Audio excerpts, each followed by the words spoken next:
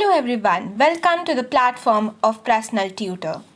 In today's video, we are going to cover the first chapter of Political Theory book, Chapter 1, Political Theory and Introduction.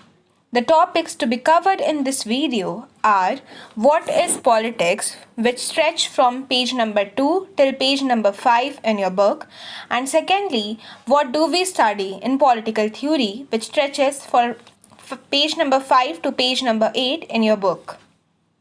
So before I start the chapter, I will ask you to sit with your book and take a pencil and mark whatever I want or ask you to mark. Page number 2. Human beings are unique in two respects. They possess reason and the ability to reflect on their action. They also have the capacity to use language and communicate with each other. तो हमें first line of the book में ये बताया गया है कि जो human beings हैं, जो इंसान हैं, वो यूनिक हैं, वो अलग हैं. बट वो अलग क्यों हैं, इसके लिए हमें दो रीज़न्स दिए गए हैं.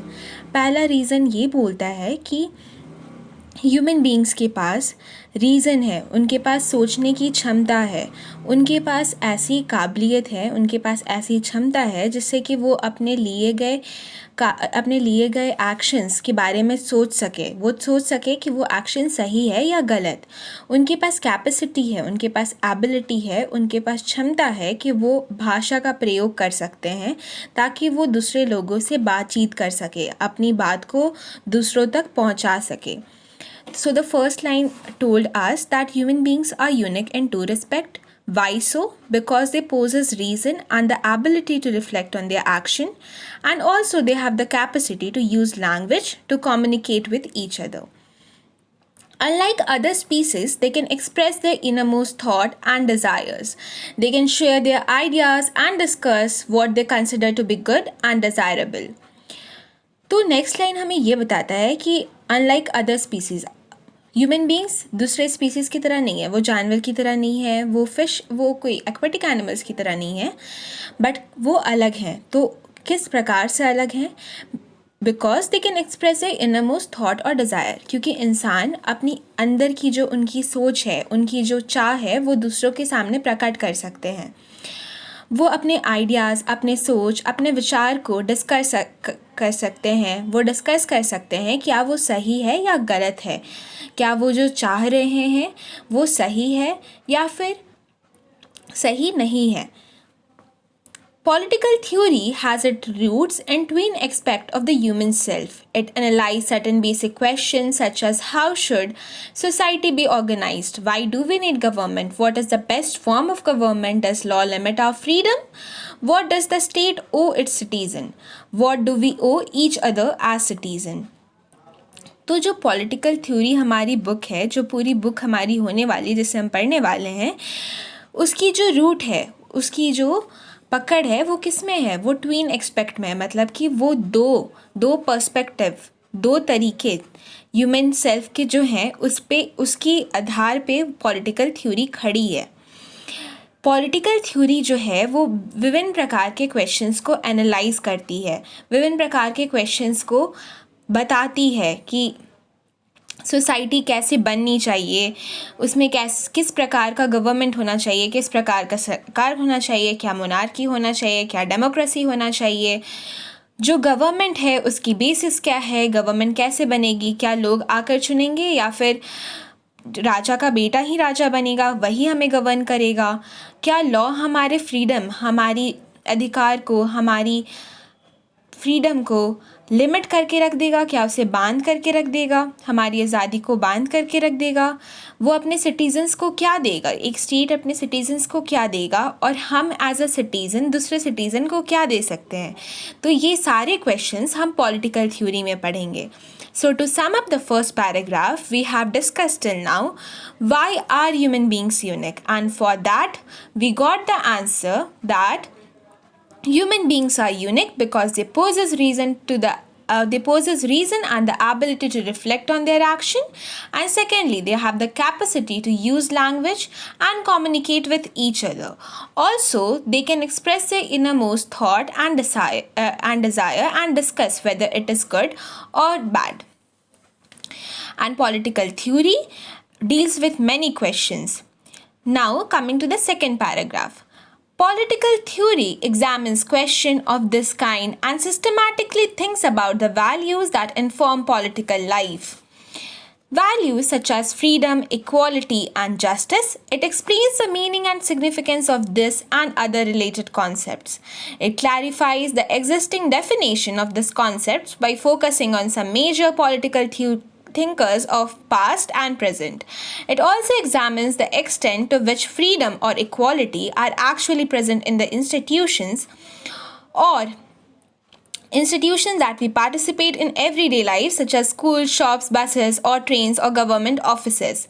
At an advanced level, it looks at whether existing definitions are adequate and how existing institutions and policy practices must be modified to become more democratic. The objective of political theory is to train citizens to think rationally about political questions and assess the political event of our lifetime.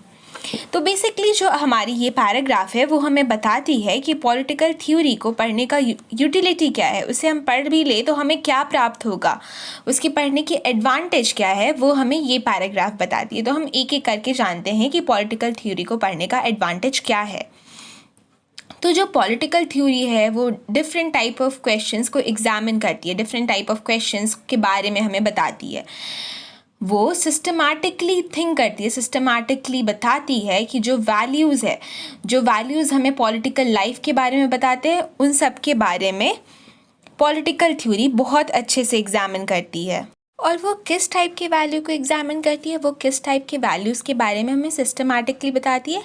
Values such as freedom, equality and justice, ये सारे values जो हमारे preamble में mention है, वो हमें वो सब वैल्यूज़ के बारे में बताती है कि वो वैल्यूज़ की मीनिंग क्या है, उसका मतलब क्या है, उसकी सिग्निफिकेंस क्या है, उसकी एडवांटेज क्या है, उससे रिलेटेड कॉन्सेप्ट्स क्या हैं, ये हमें बताती है. ये हमारे जो क्लैरिफाई करती है, जो डेफिनेशन है फ्रीडम की, इक्वालिटी की, जस्टिस की, उसके बारे में हमें बताती है कि वो है क्या, उसकी डेफिनेशन को समझने में हमारी मदद करती है.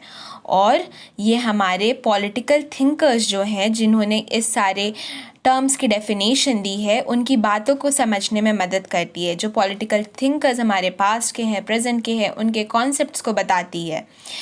ये एग्ज़ामिन करती है ये भी कि फ्रीडम और इक्वालिटी हमारे इंस्टीट्यूशंस में हैं, तो हम उसमें कैसे पार्टिसिपेट कर सकते हैं, या फिर क्वालिटी सच एज फ्रीडम और इक्वालिटी किस एक्सटेंट तक हमारे इंस्टीट्यूशन में प्रेजेंट है, हम कैसे उसका एडवांटेज उठा सकते हैं, या फिर अगर हमारे साथ गलत हो रहा है तो हम कैसे अपनी आवाज़ को उठा सकते हैं. At an advance level it looks whether existing definitions are adequate and how existing institution and policy practices must be modified to become more democratic. तो बेसिक लेवल पे तो हमें बहुत सारी डेफिनेशंस की मतलब बताती है, पास्ट एंड पॉलिटिकल थिंकर्स की बातों को समझने में मदद करती है. पर एडवांस लेवल में एक लेवल और ऊपर उठ के हमें क्या बताती है, हमें बताती है कि जो डेफिनेशंस, जो टर्म्स के डेफिनेशन एग्जिस्ट कर रहे हैं सोसाइटी में, फ्रीडम के डेफिनेशन, इक्वालिटी के डेफिनेशन, जस्टिस के डेफिनेशन, क्या वो पर्याप्त हैं, क्या वो एडिक्वेट हैं, क्या वो सही हैं, और कैसे जो इंस्टीट्यूशंस हैं हमारे आसपास वो अपने पॉलिसी को कैसे मॉडिफाई करे, कैसे उसमें बदलाव ला सके, ताकि हमारी जो इंस्टीट्यूशन है वो और ज़्यादा डेमोक्रेटिक बन सके, और ज़्यादा उसमें लोगों की पावर, लोगों की विल, लोगों की चाहत झलक सके. नाउ ऑब्जेक्टिव क्या है पॉलिटिकल थ्योरी का. हम कोई भी टास्क शुरू करने के पहले पूछते हैं ना कि हाँ इसकी ऑब्जेक्टिव क्या है. अगर हम कोई सेमिनार अटेंड कर रहे हो, कोई प्रोग्राम में जा रहे हो, तो वो जो प्रोग्राम करा रहे हैं वो हमें प्रोग्राम शुरू होने के पहले ऑब्जेक्टिव बताते हैं कि हाँ आज का प्रोग्राम से हमें ये चीज़ें सीखने को मिलेंगी. तो इसी प्रकार से पॉलिटिकल थ्योरी बुक पढ़ाने के पहले हमारे ऑथर्स हमें बता रहे हैं कि ऑब्जेक्टिव है क्या इस पॉलिटिकल थ्योरी की. तो ऑब्जेक्टिव है to train citizens to think rationally. Political theory book जो है, पॉलिटिकल थ्योरी जो अपने पास रखती है वो क्या करती है, वो ट्रेन करती है सामान्य व्यक्ति को, ताकि वो रैशनली सोच सके, ताकि वो लॉजिकली सोच सके कि हाँ क्या गलत है, क्या गलत सही है about political question and assess the political events of a time. तो ऑब्जेक्टिव पॉलिटिकल थ्योरी का ये है ताकि वो सारे सिटीजन्स को रैशनली सोचने में मदद कर सके और डिफरेंट पॉलिटिकल क्वेश्चंस को समझने में उनकी मदद कर सके, उन्हें बता सके कि डिफरेंट पॉलिटिकल क्वेश्चन को हम कैसे समझे कि वो हमारे लिए सही है या गलत है। तो अभी तक हमने क्या पढ़ा कि ह्यूमन बीइंग क्यों यूनिक है, इसका हमने 3 पॉइंट देखा। तो please write down in your book that why human beings are unique, and for this the answer is given in the first paragraph from the line 1 to line number 6। Second paragraph में हमने पढ़ा what are the utilities of political theory. ये भी question आपके exams में आ सकते हैं कि आप यूटिलिटी बताइए कि पॉलिटिकल थ्योरी आप पढ़ क्यों रहे हैं। तो आप ये सारे पॉइंट्स को ऐड कर सकते हैं कि वो हमें डेफिनेशंस के बारे में समझने में मदद करती है, वो हमें डिफरेंट पॉलिटिकल एस्पेक्ट को एनालाइज करने में मदद करती है, और जो हमने लास्ट लाइन में पढ़ा उससे भी आप मार्क कर ले क्योंकि वो 1 मार्क्स के क्वेश्चन में आ सकती है कि पॉलिटिकल थ्योरी की ऑब्जेक्टिव क्या है, क्यों हमें पढ़ना चाहिए पॉलिटिकल थ्योरी। सो हमने ये टॉपिक कवर कर लिया। अब हमें पढ़ना है व्हाट इज़ पॉलिटिक्स।